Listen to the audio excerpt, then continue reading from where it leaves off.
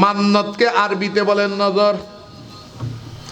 ওয়াইদ ক্বালাত ইমরাআতু ইমরান, কোরআন শরীফ আছে না? হাফেজ আছে এখানে?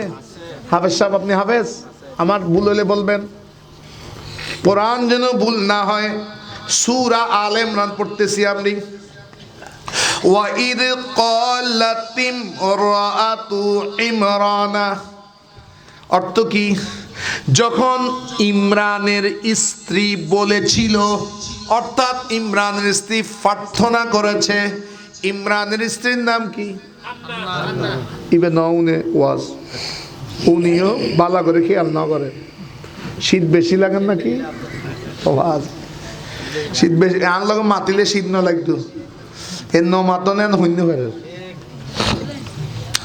ইমরানের স্ত্রী হান্না। ইন বুজুর্গ মেয়েদের নাম রাখলে হান্না রাখতে পারবেন।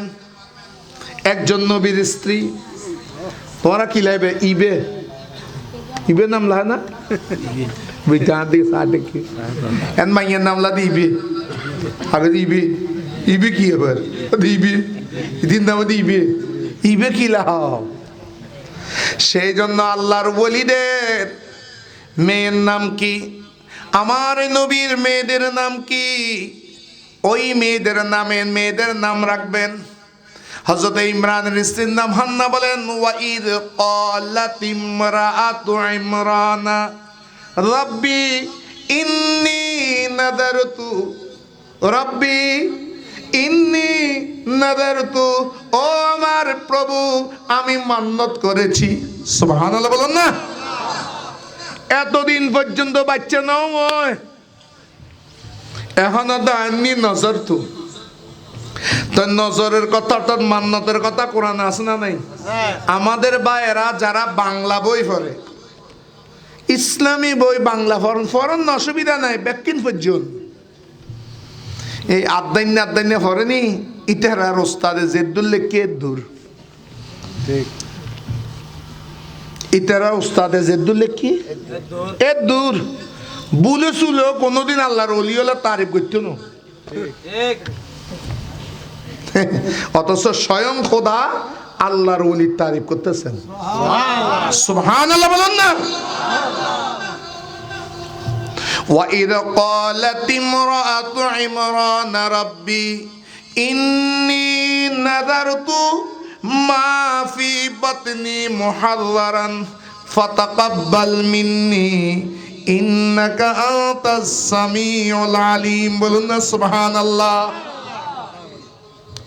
আয় আল্লাহ, আমার পেটে যা আছে ওটাকে আমি আপনার জন্য নজর করলাম। ও আল্লাহ, আমি নজর করেছি, মান্নত করেছি, আমাকে যদি তুমি একটি সন্তান দাও, ওই সন্তানটা তোমার রাস্তায় দিয়ে দিব। ওই সন্তানটা আমি বাইতুল মুকাদ্দাসের খেদমতের জন্য উৎসর্গ করে দিলাম।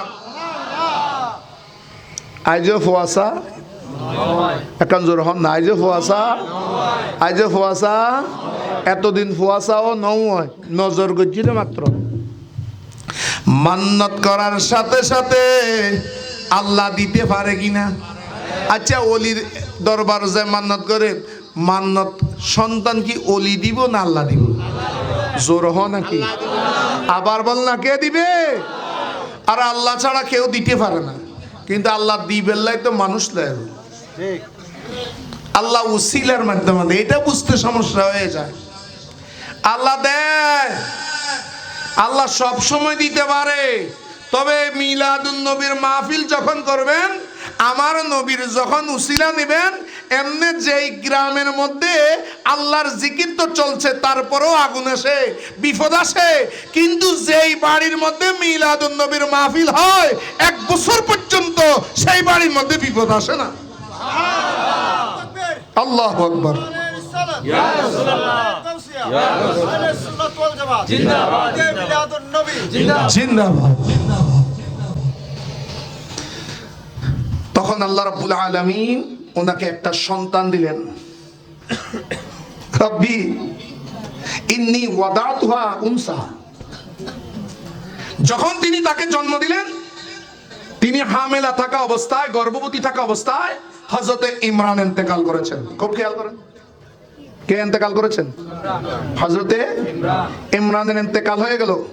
স্ত্রী হান্না গর্ভবতী, যখন সন্তান প্রসব করলেন উনি মনে করেছেন বাইতুল মুকাদ্দাসের খেদমতের জন্য ছেলে হলে ভালো হবে, ছেলে হলে ভালো হবে। কিন্তু উনি যখন প্রসব করলেন, রব্বি ইন্নী ওয়াদাতুহা উনসা, আয় আল্লাহ আমি তো মনে মনে চেয়েছিলাম ছেলে হবে, এ তো একজন কন্যা সন্তান। সুবহানাল্লাহ বলুন না। এইদিকে ইমরানও কি করলেন? আল্লাহ কি বললেন? মরিয়ম, ও হান্না, এনতে তুমি চিন্তা করো না, ওয়ালাইসা যাকারু কাল উনসা, তুমি মনে মনে যে ছেলের কথা ভেবেছো ওই ছেলেটা এই মেয়ের মতো নয়। অর্থাৎ ওই ছেলে যতটুকু খেদমত করত আমি এই কন্যার মাধ্যমে তার চাইতে বড় বেশি খেদমত দেব। অন্য মেয়ের তো বিয়ে হওয়ার পরে সন্তান হবে, এই মেয়ের বিয়ে হবে না কিন্তু আমি সন্তান দেব। সুবহানাল্লাহ বলুন না। মেয়েটার নাম ছিল মারিয়াম। আর মরিয়মের শাদী হয় নাই দুনিয়ার মধ্যে।